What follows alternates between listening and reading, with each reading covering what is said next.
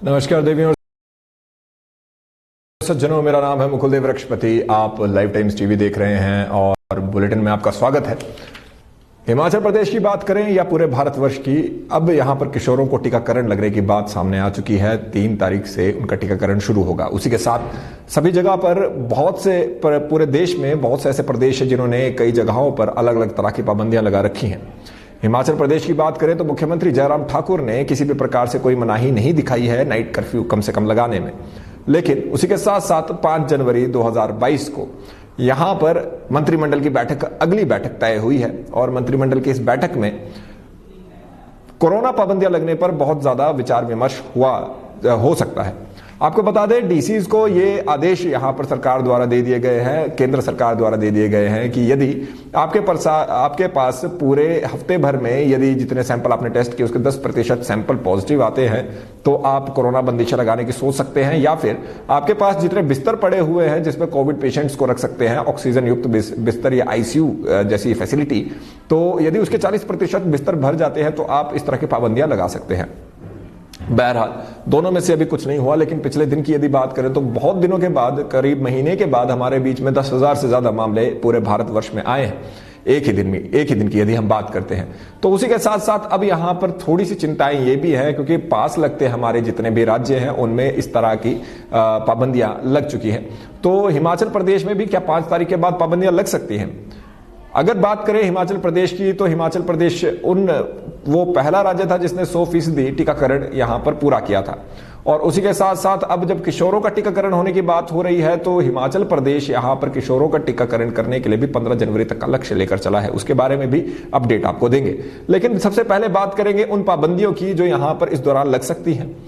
सबसे बड़ी बात तो यह है कि यदि आप कोविड का आपका टीकाकरण हो चुका है तो ज्यादा यहां पर प्रयास यही रहेगा, ज्यादा चांसेस यही हैं कि आपका जो टीकाकरण है तो उसका सर्टिफिकेट के साथ ही आप पब्लिक प्लेसेस में जा सके, जैसे सिनेमा हॉल है, पार्क है या ऐसी कोई जगह है। तो इसलिए अगर आपका टीकाकरण अभी तक नहीं हुआ है, जो कि बहुत रेयर एक चीज हो सकती है, तो आप कृपया करके अपने टीकाकरण अवश्य करवाएं। दूसरी बात, यदि आपका टीकाकरण हुआ है तो उसके साथ साथ यहां पर प्रदेश सरकार यदि किसी तरह की पाबंदियां लगाती हैं और वो कोई बड़ी पाबंदी हो जिससे व्यापार यहां पर हमारा खराब हो सकता है, उसमें विसंगति आ सकती है या कुछ और तरह की कोई चीज हो, तो वो सरकार एक तरह से सरकारी दवाई पर ही यहां पर बड़ा प्रश्न खड़ा कर देगी। सरकार ऐसा कुछ नहीं चाहेगी जिससे उसका दुष्प्रचार हो। ये सरकार में अभी भी काफी ज्यादा जो विपक्ष है वो घेर ही रहा है, कभी महंगाई के मुद्दे पे, कभी टीकाकरण के मुद्दे पर, कभी किसी मुद्दे पर। और सरकार जिस तरह के प्रेशर में है और जिस तरह से लोगों के सभी डिमांड्स को मान रही है, उस तरह से ऐसा नहीं लग रहा कि सरकार कोई इस तरह का कदम उठाएगी जिससे लोगों का और हानि हो। बहरहाल जब हम बात कर रहे हैं यहां पर कोविड की और उसके पाबंदियों के बारे में, तो 5 जनवरी की ये बैठक बहुत अहम मानी जा सकती है। कारण उसका बहुत सीधा है, बहुत सरल है, बहुत स्पष्ट है, क्योंकि 5 जनवरी को जब ये मंत्रिमंडल की बैठक होगी तो उस समय पर बहुत सी चीजें यहां पर गणना में होगी। पहली चीज तो यही रहेगी कि क्या हमारी वैक्सीनेशन सब जगह हो चुकी है? जी हां, हो चुकी है, लेकिन ओमिक्रॉन का खतरा जो यहां पर कहा जाता है उसके तहत देखा जाए तो यहां पर और ज्यादा यहां पर रियायतें बरतने की सरकार को ऐसा लग सकता है कि आवश्यकता है। आपको बता दें, हिमाचल प्रदेश में ओमिक्रॉन का केवल एक मामला अभी तक सामने आया है और जब तक उसकी पुष्टि हुई भी तब तक वो महिला ठीक हो चुकी थी। मंडी का यह मामला था और प्रधानमंत्री मोदी की रैली से एक दिन पहले उसकी पुष्टि हुई थी कि वो यहां पर ओमिक्रॉन पॉजिटिव आई है। पहली और आखिरी चीज, डेल्टा के मामले अवश्य हमारे बीच में कुछ सामने आए हैं, लेकिन उसके साथ साथ ओमिक्रॉन से ज्यादा तेज यहां पर डेल्टा फैला है। देखना यह होगा कि हिमाचल प्रदेश की सरकार किस तरह की पाबंदियां लगा सकती है। हालांकि सिर्फ इतना जरूर हो सकता है कि आपको पब्लिक प्लेसेस में जाने पर यहां पर किसी तरह का कोई टीकाकरण का सर्टिफिकेट दिखाना हो, थिएटर्स में देखना हो। चंडीगढ़ में जिस तरह से थिएटर बंद किए गए उसके बाद ये जरूर है कि लोगों के बीच में ये प्रश्न था कि जिस तरह से व्यापार को बहुत मुश्किल से पिछले 2 साल में वापस उठाया जाता है और दोबारा उसी तरह से बिठा दिया जाता है तो वो बहुत मुश्किल हो जाता है। सरकार ने जितने भी हमारे निजी ऑपरेटर्स हैं, चाहे वो बसों की बात करें या टैक्सियों की बात करें, सभी निजी ऑपरेटर्स पर यह प्रयास जरूर किया है कि जितने भी निजी ऑपरेटर है वो सब लोगों का यहां पर कार्य पूरा हो सके। उन लोगों के यहां पर टैक्स में रिबेट उनको दे दी गई है। उसके बाद से अभी तक सरकार अब क्या आगे निर्णय लेती है वो बड़ा प्रश्न है, लेकिन आप लोगों के लिए प्रश्न हमारी स्ट्रीम में यही है कि क्या आपके अनुसार यहां पर सरकार के द्वारा यहां जो इस समय पर ये सही रहेगा कि क्या यहां पर जो जो हमारे बीच में कोविड का पाबंदियां लग सकती हैं, तो क्या वो लगाना यहां पर सही रहेगा? स्ट्रीम महत्वपूर्ण है, आपको शेयर करना चाहिए, नहीं करते हैं कोई बात नहीं, जानकारी का अभाव आपको होगा, ज्यादा उससे अब मैं बोदर नहीं होता, क्योंकि मैं ये देखता हूं लोगों को सनसनी ज्यादा पसंद आती है जेन्युइन न्यूज को छोड़कर।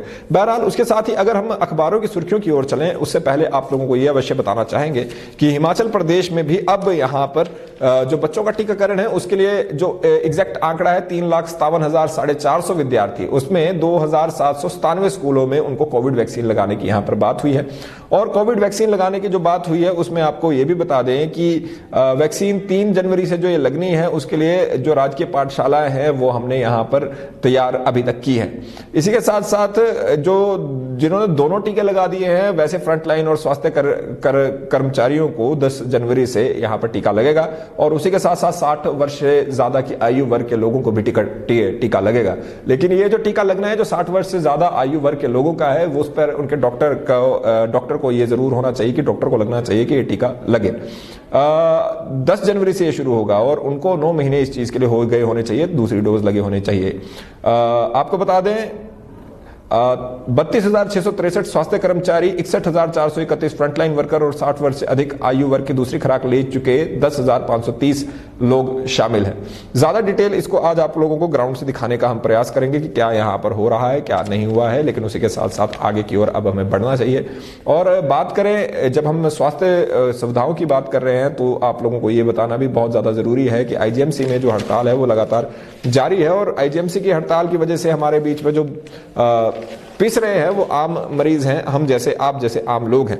और ये क्यों है ये भी आपको बता देते हैं। इसमें भी एक बहुत समस्या ये है कि जो आईजीएमसी है वो लगातार ये कह रहा है कि हम लोगों के पास जो है लोगों की कमी है, यहाँ पर स्टाफ की कमी है, लेकिन उसके बाद भी रेजिडेंट डॉक्टर्स भी छुट्टियों पे गए हैं कुछ, और उसके साथ हड़ताल भी है।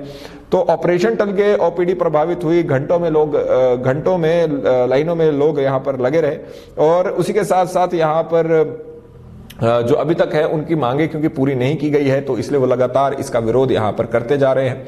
आप सभी लोग जो यहाँ पर स्ट्रीम को देख रहे हैं शेयर अवश्य कीजिएगा। आखिर में जो आप लोगों को बताना चाहेंगे कि जो वित्त आयोग है उसका कार्यकाल बढ़ा के अक्टूबर 2022 तक कर दिया गया है। सतपाल सिंह सत्ती इसके अध्यक्ष है, और छठे वित्त आयोग की यदि बात करें तो दिसंबर 31 यानी आज इसका कार्यकाल समाप्त होना था, लेकिन अभी ये कार्यकाल आगे बढ़ा दिया गया है और आगे भी ये कार्य करता रहेगा। ऐसा लग रहा है कि अगले इलेक्शन तक यही हमारे बीच में रहेगा। सुबह की ये महत्वपूर्ण घटनाएं आप लोगों के बीच में हमने साझा किया। आप स्ट्रीम अवश्य शेयर कीजिएगा, लाइक कीजिएगा, कमेंट कीजिएगा। लाइव टाइम्स टीवी देखते रहे। Senior video journalist Ajay Bhatia ji, back end पे विशाल सूद जी, मुकुल देव वृक्षपति। जय हिंद।